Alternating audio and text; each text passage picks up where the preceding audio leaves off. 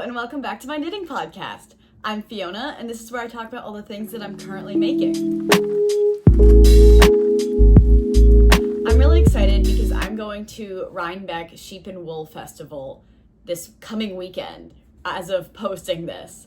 And I have been talking a lot about how I'm planning on buying yarn and whether or not I intend to buy yarn. And buying yarn is part of the whole Rhinebeck experience, I think. I've actually never been. But I know that it's gonna be impossible to keep myself from buying yarn just solely because it's a yarn festival. And it's only fair and kind to myself to allow myself to buy yarn and to actually make a plan so that way the yarn that I buy feels like it's going towards a useful project. So before we get into it, I wanted to talk a little bit about some of the places that I'm getting inspiration for the patterns that I'm planning on making, as well as some of my feelings on knitting at the current moment. You want to join? Maybe. Yeah, you do.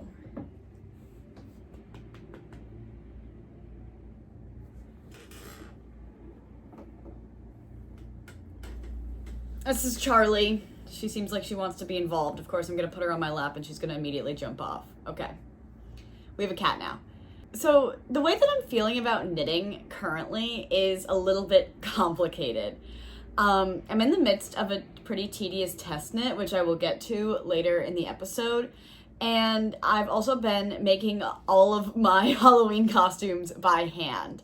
I'm one of those people that plans out her Halloween costumes in like February of the year that Halloween is coming up on, and I have had these planned for a significant amount of time. So before I talk about every single project that I'm working on in their entirety, I wanted to chat a little bit more first about where I'm getting my inspiration from and like how that's kind of transitioned from knitting patterns that I see on Instagram, because you know, I wouldn't be a knitting podcaster if I wasn't a chronically online knitting person on Instagram already. I was listening to What's Millie Making's most recent podcast while I was writing this one. She said something really interesting about taking inspiration from ready-to-wear brands. I had a really wonderful reset day today, out and about and enjoying the fall in the city and allowing myself to window shop because I've been on a clothing no-buy for pretty much this entire year. For me, it's been if I want new clothes, like I probably already have what I'm looking for or something similar enough. And if like what I can add is knitwear, then I'm gonna spend that spending money on yarn so that way I can knit it and like have something handmade that I can post on my Instagram and I can yap about online, as well as like, you know, I can make it to my own specification, size, color, length, whatever. So pretty much anything of like real substance that I've added to my wardrobe has been knitwear. And I have been allowing myself to not do that and shop more and actually look at what's popular online, you know, what the fashion girlies are wearing. And today I went to Cezanne, which I've only really like heard about online because sue me, I've been a bit of a mall brand girl just because like that's what I know and that's what I'm comfortable with. Okay, bye. Enough of Charlie. Cezanne seems like the it girl brand currently. And when I walked up, there was actually a line to get in. And I was like, I am not waiting in a line. But I decided like I had nowhere to be. And like this was kind of what I came into the city to do today. So I decided to wait in the line and go in. And when I walked in, there was a whole bar with like the full wall full of stacked knitwear. So that bar really like helped me draw a lot of inspiration because like knitwear has never not been in, like sweaters have never not been in for fall, winter, spring. It's really interesting to see like what are the ready-to-wear stores selling? What are people actually wearing? What colors are we wearing? I have this issue where I pretty much only knit and buy to a degree statement pieces, because if I'm gonna spend all this time and money and energy like shopping or knitting, then I want it to be something that's really, you know, impactful and it's like, wow, like you made that, or I don't know. I don't know why I do that with my clothes that I buy. I've lately like taken a step back and thought about how basics would be really, really useful in my wardrobe and can buy that new. I don't have to like knit it or hand make it. I don't fully know where I'm going with this, but it was just interesting to see like what are people wearing and what are these ready-to-wear stores selling. And I found this one specific cardigan that looks like a brioche stitch raglan cardigan. And I think that I'm just gonna kind of dupe that. And that is gonna be some of the yarn that I'm going to look for at Rhinebeck. You know, I'm gonna get into the details of that. This has just kind of been my take on what I saw and what I've been thinking about as I have tried to be introspective as far as like the clothing that's in my closet while I'm not trying to add clothing to it. To that similar end, I've also been struggling to use my stash yarn because I have random amounts of different weight, composition, texture yarn, and it all kind of like it doesn't mix together. So it's been an interesting process, and I think that I have to honestly be more gentle with myself as far as knitting from my stash because I don't have stash yarn that I really have the possibility of making things with at the moment. So it is okay to buy yarn. Regardless, my final thoughts on this whole rant is that I need to keep my knitting expectations reasonable. I've been feeling burned out by knitting, which sucks. I mean, this is a hobby. This is what I do for fun and to relax and to unwind. And like, yes, I really do love to take on test knits and test knit for other designers and be a part of the community in that way because like, I don't really see myself writing patterns. I just don't think that that's in my skill set. And like, here's the thing, I'm gonna say this and then I'm gonna write a pattern and I'm gonna like, you know, it's like never say never, but at the same time, that's why I buy patterns, is because I want to be able to compensate people who actually do the work of making something with yarn and grading it to all different sizes. Like, I think that's really just what I would struggle with, is the size inclusivity, because it'd be so much math and it'd be so much work. And again, this is my hobby and I don't really want to do that. So there's no need to race to the finish. I know that I said I'm working on these test knits and they have deadlines, blah, blah, blah. But once I'm done with the test knit that I'm going to talk about, or once I've fulfilled the test knit requirements, because I actually don't have to finish the piece, I'm taking a step back from knitting and I'm reevaluating like what makes it fun and what makes it me. Next, and this is not a new idea by any means, but I really want to pick up some yarn at Rhinebeck in like a chocolate brown. I got a pair of chocolate brown Adidas Sambas. I was like, ooh, these are really going to be it for fall. And like, they're awesome. And I was looking at like a chocolate brown coat, but it got sold out and is back on pre-order until January 2025. So I'm not getting that.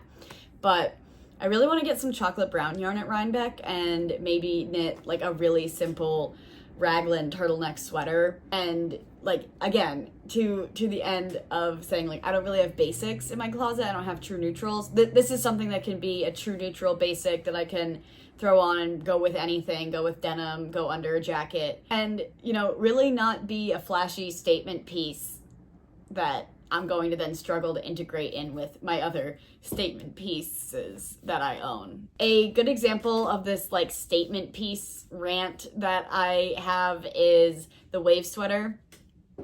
I love her. She's so beautiful and I'm wearing her to Rhinebeck, but it's kind of a hard sweater to integrate into my wardrobe. It's a lot of colors, it's a lot of texture, and so I can't wear anything else really with color and texture. I guess I can do whatever I want, but as far as style rules according to Fiona go, that's what that is. And with all that out of the way, let's talk about my recent finished projects and my current whips. I have kind of a lot on my plate in a weird way, and so there's a little bit of knitting and a lot of bit of sewing. The first finished product is the Eclipse of Moth sweater. It's what I'm wearing for this video. I knitted up in Plymouth yarn DK Superwash Merino. So I think it might be machine washable, but I kind of don't want to test it to find out because I don't have laundry in my apartment. So I don't really trust those washing machines. She's a circular yoke sweater. The motif is, it increases the yoke, and then you split for sleeves and then knit in stockinette for the sleeve and the body. And honestly, it worked up really awesome and really quick.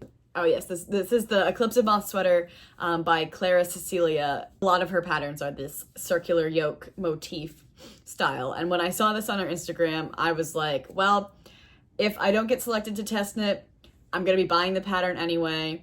So, you know, as an awesome twist of fate and a kind of like a perfect timing for spooky season, she selected me to test knit it, and I love it. Like I said, I was gonna make it anyway. It was so fun to get my hands on it early and knit it up. I love the color combo that I chose. It's very, very striking, and to a similar degree, it is kind of just like something I can just pull over easily over jeans, over leggings. I can layer it with a turtleneck. I can wear it on its own.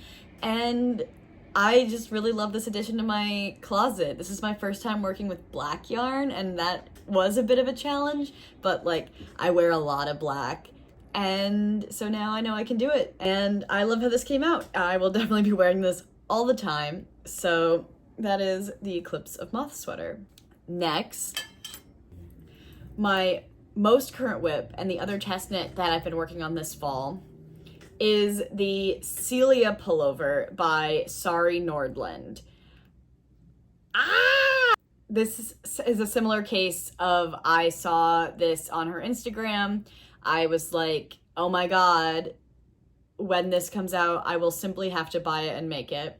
So I applied to test knit just to see, and I was selected. This is another top-down raglan construction. You can see like this ladder motif is the raglan increases. Let me hold this up close.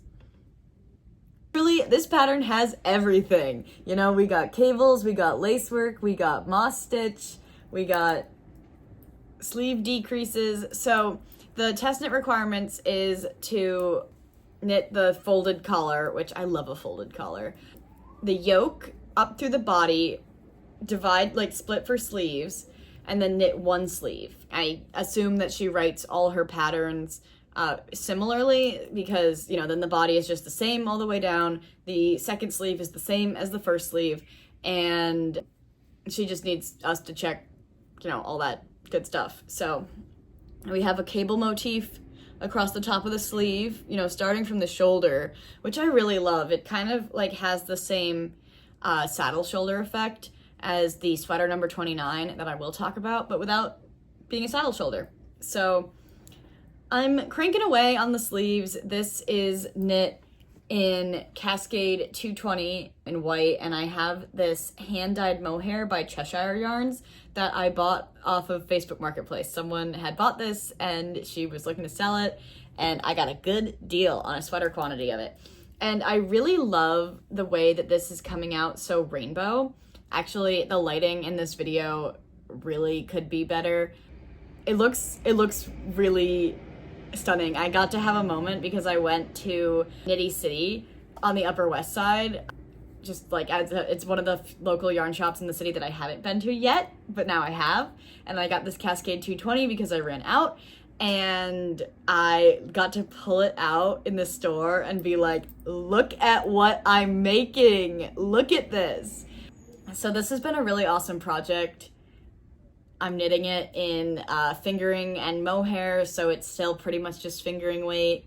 And I'm knitting it, the body is on 4mm needles, the cuffs and the neckline, and therefore then the hem will all be on 3.5mm needles. The ribbing, why did I say that? The ribbing will all be done in 3.5mm needles, and it's taking forever. I am so grateful for the fact that I only have to do the body and then one sleeve, because then I think that this is probably gonna go into timeout. It's gonna go into timeout. It's been a really tedious test knit. Nothing bad about like the designer or the pattern. It's kind of all me, where it's just like I knit on the sleeve for like 8 hours one day, and I really only got this far. Maybe it was 4 hours because it was like around work and then after work, but I didn't get far. And it's just frustrating to work on something for so long and have so little success to show for it. I know that when I finish this, it's gonna be one of those sweaters that I wear and like, you literally not gonna believe that I made it with my hands, but ooh, I'm talking about knitting burnout, and this is contributing a bit. I've been feeling similarly with the porcelain sweater that I started knitting in May, and I knit the whole body, and then I started the sleeve, and I did one round of the sleeve color work, and it came out too tight, and I got a bunch of really helpful feedback on my Instagram story when I posted looking for help, but I just like, I don't know when I'm gonna get back to it, and I would love to finish it this winter. It was originally supposed to be for my dad, but like, I don't know, like the gauge must have been, I did swatch, which is like actually something I don't often do. It's not gonna fit him, it's gonna fit me. Projects like that are so demoralizing. So that's kind of like where I'm at with knitting, and I need some kind of quick wins. I am making another paintbrush sock for my boyfriend. It's going, it sucks, so it's, you know, it's an intricate color work chart. That's something that I have to pay a lot of attention to. So this is kind of like my reward project for being very brave and working on my test knit, but I really want to just get this done well ahead of the deadline, so that way then I can work on whatever I want. That said, I have also been sewing a lot. Sewing has been holding my attention a lot better than knitting lately. Sewing is just tough because like knitting I can take on the go. I can knit in a park, I can knit on the subway, I can work on that wherever. Sewing I have to be at home, sat, and working like very meticulously. I need to get a rotary cutter because I do think that's going to improve my life significantly, but let me show you what I have been sewing. So first off is my tie skirt. I still have some edits to do. Obviously, I need to do the waistband. I put in my little invisible zipper. She's nice and fitted. As she stands right now, she's a little bit longer than I want. And so I think that like the way that I'm gonna solution it is once I put the waistband on, like this will probably, like this will get rolled, not for the waistband, but I've been rolling it as I just figure out the fit. And then I have to do the snap, and I just need to get more black thread in order to do that, but the inertia involved in that is astronomical. So I want to finish this shortly because I would love to wear it for my birthday. This will be done honestly, once I get through October. I also have made a couple of what I'm calling my Made by Fiona boxers. Like, I think I've just seen on Pinterest that boxers are really in for women, and I didn't want to wear boxers that are for men, you know? I wanted something that is a legitimate pair of shorts, so I made these. I sewed my fun little label on the front, so that way it like still gives boxer effect, and I have a couple friends that I'm making them for. That's also kind of slow going. I don't know. Sewing is its own other beast. So those are some fashion items that I'm sewing, and then last but not least, I'm also working on my Halloween costumes because I have to make those by hand. First of all,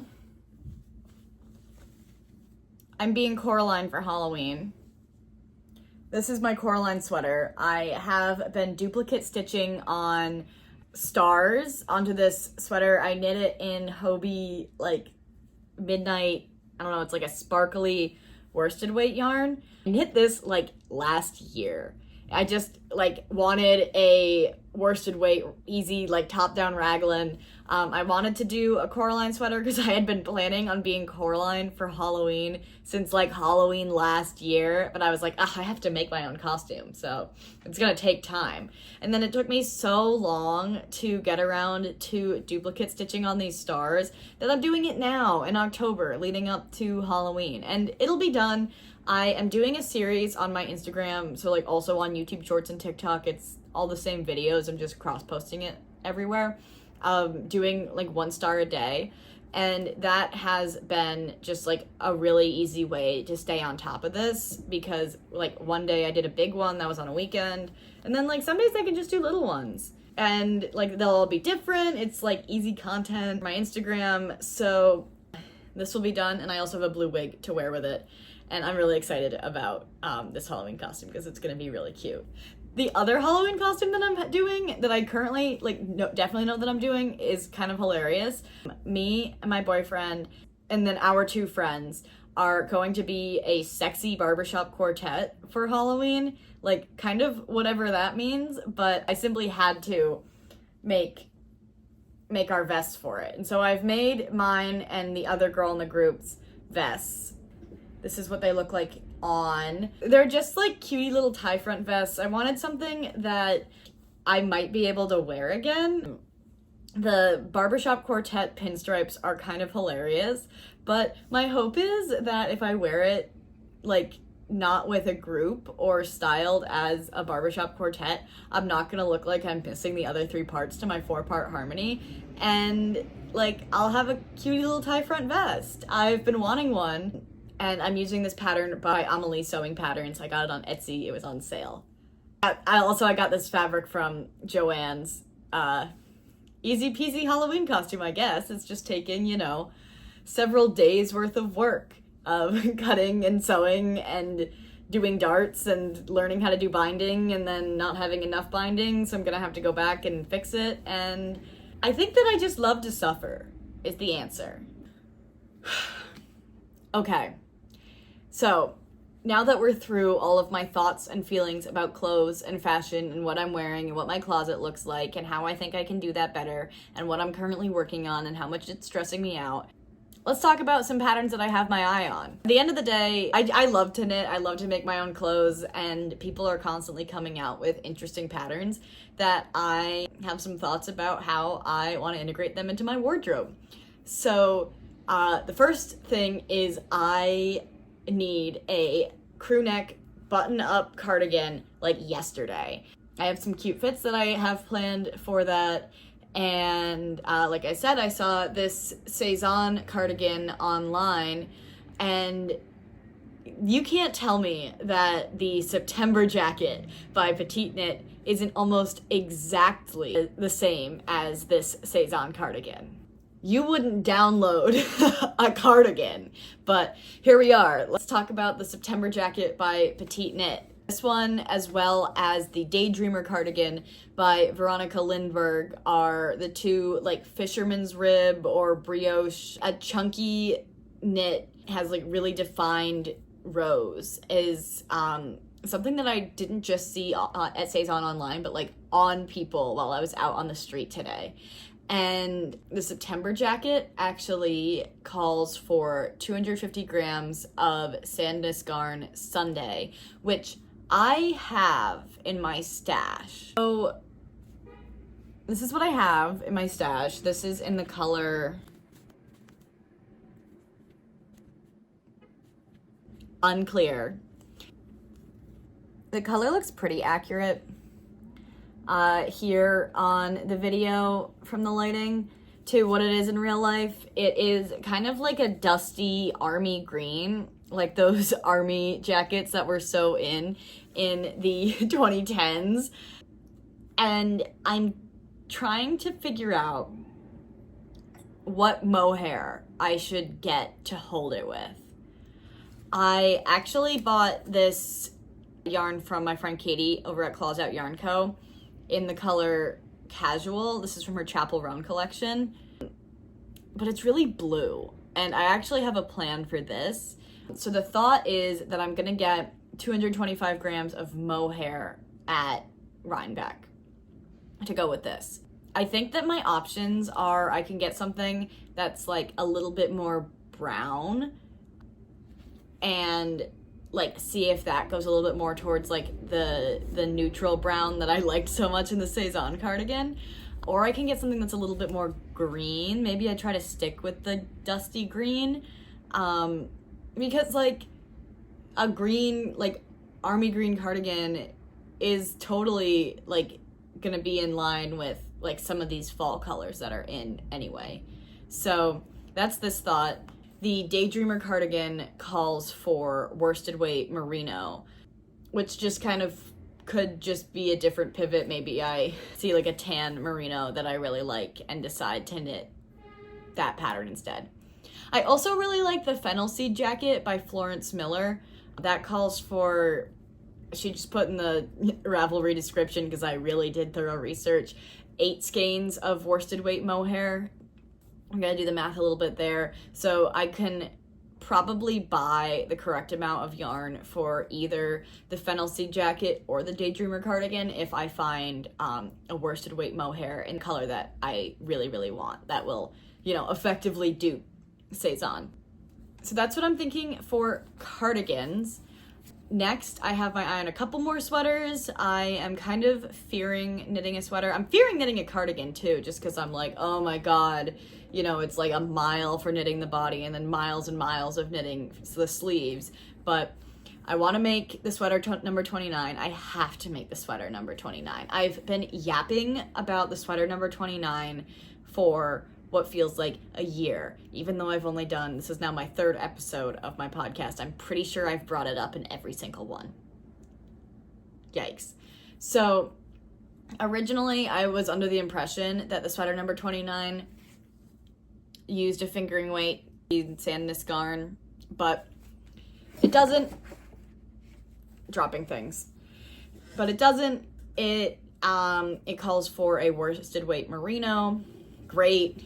I've been on the worsted weight merino train and mohair. So I got this beautiful, beautiful shade of blue mohair from Claws Out Yarn Co. It's in the color Casual. I think that depending on the base of the merino that I get, it could go really green, it could go really blue. I don't know, I'm going with some of my knitty friends tonight. I'm definitely gonna have to bring this and I can hold it up and make a decision. So excited about that. Some other patterns that kind of have come across my timeline recently that I think would have a good home in my closet, maybe, or they're just statement pieces. I don't know. There's the Light Loop High Neck by Other Loops. This calls for 1 strand of mohair. It's knit on 7mm needles, so that's kind of why I'm so into it. It'll be like a gauzy sheer moment. Again, with a turtleneck, which is my favorite neckline to wear, and I don't know what color I would like to work it up in. Maybe black. I knit a cloud blouse, a single strand of gray mohair, and I really like how it came out, but I ran out of the yarn that I needed, and it had been discontinued with this much of the sleeve yet left. And so now it's a little bit wonky, and I've been thinking about dyeing it, but that's my cloud blouse. Maybe I'll remake a cloud blouse. I don't know. Knitting sweaters takes so long, and like I said, I need to be more gentle with myself about what I can realistically achieve. The other sweater that I'm thinking about, and I feel like this has been yapped about to death, is the Hbit Sweater by Caitlin Hunter. Now that I have knit a circular yoke color work, I'm gonna wait for this police car to pass, I can do anything. And the Hbit Sweater is so cute, and it is so, just like, it's so classy, and it's so tongue-in-cheek. You just can't go wrong with a color combo. It calls for what's going to be 5 skeins of DK weight, 4 skeins of the main color, 1 skein of the contrast color. And like, yeah, I am 100% influenced by the Knitting Sisters on Instagram. I'm gonna put their pages here. They're both knitting the Hbit Sweater in different colors. Both of theirs look so good. If you join on the hype train. Okay, and finally, for some knits that I'm thinking about for this winter, because I'm just trying to be like gentle with myself and give myself easy wins, is I want to knit some mittens. I know that this isn't a novel thing, and Florence Miller talked about it on her podcast, and Woozy by Celine talked about it on her podcast, and yes, I've been sitting and watching a lot of knitting podcasts, and now I need to run my mouth and add my thoughts to the whole chaos, but I want to knit mittens.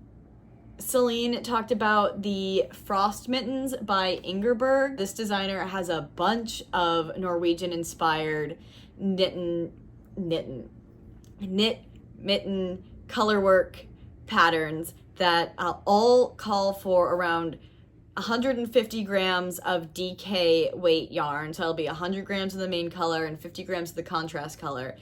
This would actually be a really good thing to shop for at Rhinebeck because I anticipate that indie dyer yarns are going to be more expensive. And I want to support small designers, and this might be a fun way to get to try out a bunch of different yarns if I only have to buy like 1 or 2 skeins at a booth, and then I can knit mittens with it. Other 2 mitten patterns that I have my eye on are the Unicorn Grove mittens by Sarah L. Kelly. This is crazy. These mittens are nuts, but they really scratch the medieval nerd itch in my brain that, like, for some reason I really want to do something with that really famous unicorn tapestry that hangs in some castle somewhere in England. I feel like I've seen it in real life, but maybe I've just seen 100,000 replications of it. It's lived rent-free in my brain since as far as I can remember, since my parents have been taking me and my sister to art museums and getting us cultured. So I love these. I'm thinking about just doing them in 2 colors rather than having 3, like the different for the wrist than the hand. Maybe I'll do it in green. Maybe I'll do it in this green. Actually, no, I have a sweater weight. Too many ideas. I need 175 meters for the main color and about 200 meters for the contrast color, which seems off.